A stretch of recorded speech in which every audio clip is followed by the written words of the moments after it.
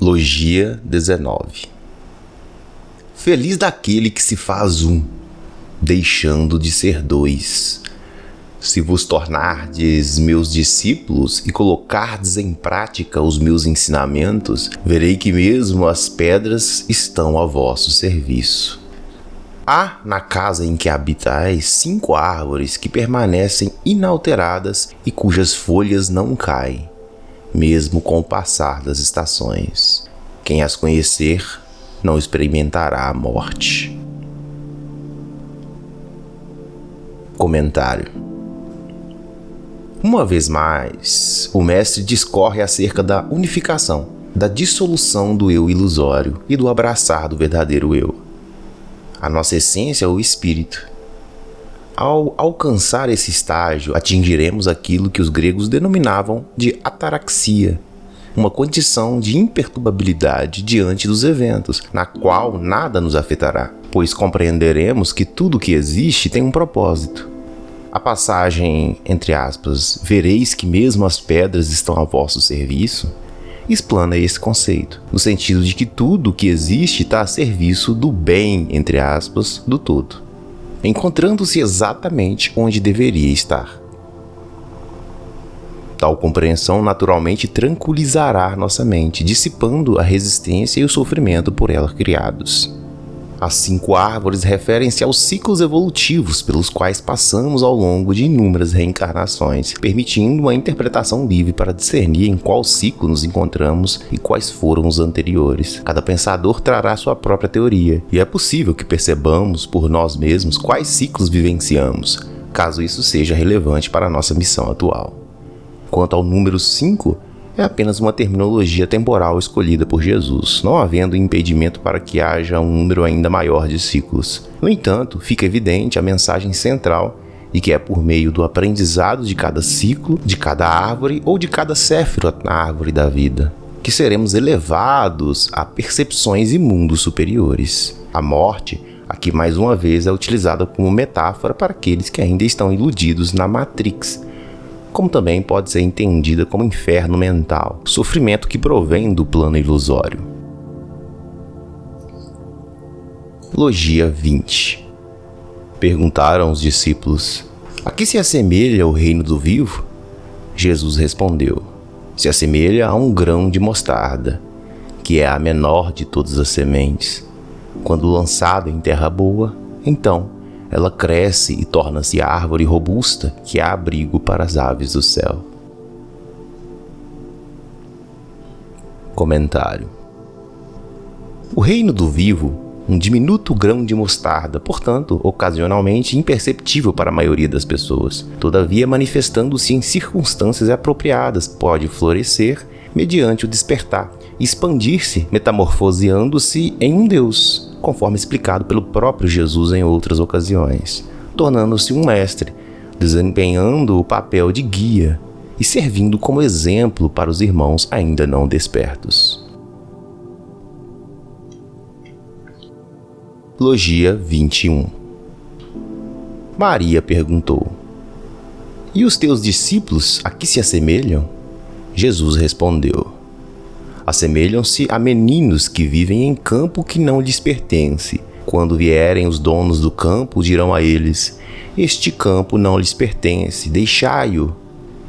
Então eles se despirão de suas vestes e deixarão aquele campo. Por isso vos digo, se o dono da casa sabe que virá o ladrão, vigiará para que ele não entre e roube o que conquistou. Ficai atentos quanto às ilusões do mundo. Armai-vos de força e poder para que os ladrões não encontrem caminho até vós. Pois é certo que tentarão o assalto. Agindo assim, o vosso tesouro ficará resguardado. Sede como o homem prudente, que conhece o tempo exato da colheita, e de foice na mão, colhe o fruto da semente que foi lançada no seu campo. Quem tem ouvidos de ouvir, ouça. Comentário. Aqui, Maria Madalena, reconhecida como uma das mais perspicazes entre os discípulos, expõe tal questionamento.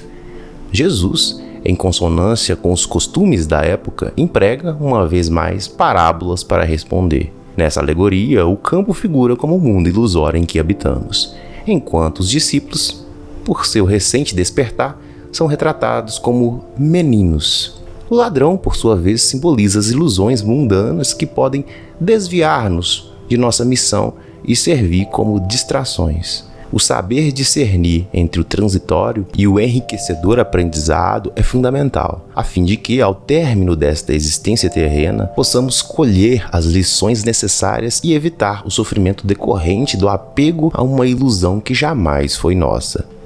Devemos valer-nos das ilusões, mas estar cientes de sua efemeridade, uma vez que são intrinsecamente ilusórias. Esta constitui uma das sagacidades do sábio. A foice, por sua vez, representa a desapegada disposição de deixar ir quando chegar o momento oportuno. Aqueles que possuem ouvidos atentos para além das palavras, ouçam e compreendam. Abre aspas. Os lábios da sabedoria estão fechados, exceto aos ouvidos do entendimento. Fecha aspas. O Caibalion. Logia 22. E, observando nascituros sendo amamentados, concluiu: eis a que se assemelham os que entram no reino.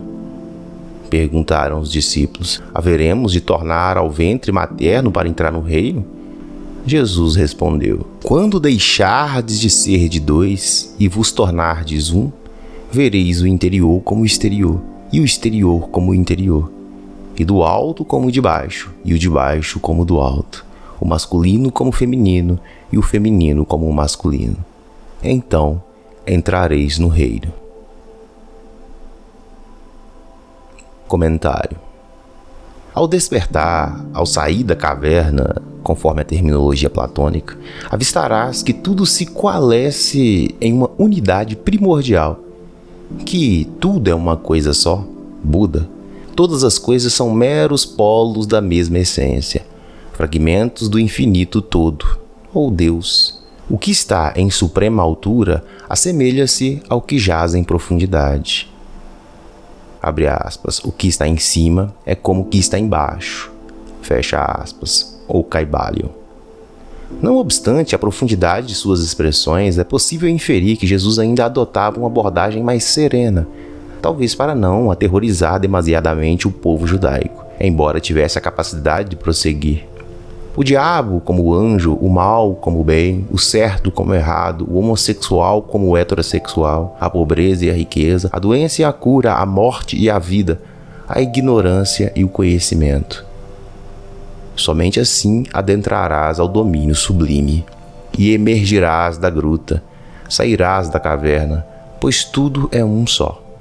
É uma coisa só, e compreenderás que tudo consiste em Deus brincando, entre aspas, consigo mesmo, experienciando-se a si próprio, para além da ética e moral humana, além do justo e do injusto, além do bem e do mal.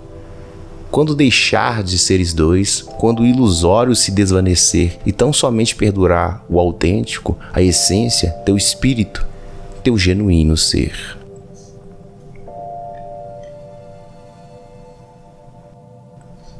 Logia 23. Apontarei um qualquer entre 1000, ou 2 entre 10.000, e os verei como um só. Comentário. O mestre aqui prossegue com seu ensinamento sobre a unificação com o todo. Gostaria de trazer uma analogia que possivelmente facilite a compreensão dessa unificação. Seria como se a divindade suprema, o todo, se entregasse à meditação e nesse estado começasse a conceber uma miríade de realidades, mundos, seres e inúmeras possibilidades de existência em sua imaginação. Tudo o que há é meramente produto da fértil imaginação de Deus, que constitui a única essência real, enquanto todo o restante configura-se como meras variações das potencialidades engendradas pelos seus pensamentos e imaginação. De forma inequívoca, essa análise aniquila por completo a visão cosmogônica e antropomórfica que as religiões costumavam e às vezes ainda apresentam em relação a Deus. Talvez seja por isso que Jesus a expôs de maneira mais sutil ou amena. Logia 24. Disseram os discípulos: não encontramos o reino. Mostra-nos onde ele está. Jesus respondeu: ouve e compreendei. Há luz dentro de vós, e ela ilumina o mundo inteiro. Quem não a encontra, torna-se escuridão.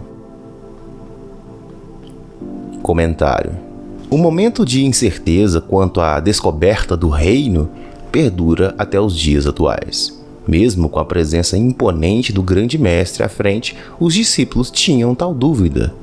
Esses indivíduos encontram-se nessa condição de modo recorrente, o que atesta claramente que a gnose e o conhecimento é absorvido ao longo de inúmeras encarnações, e não se trata de uma corrida desenfreada. Tudo se revelará no momento oportuno, pois a essência luminosa interna é o próprio reino ao qual se conectarão.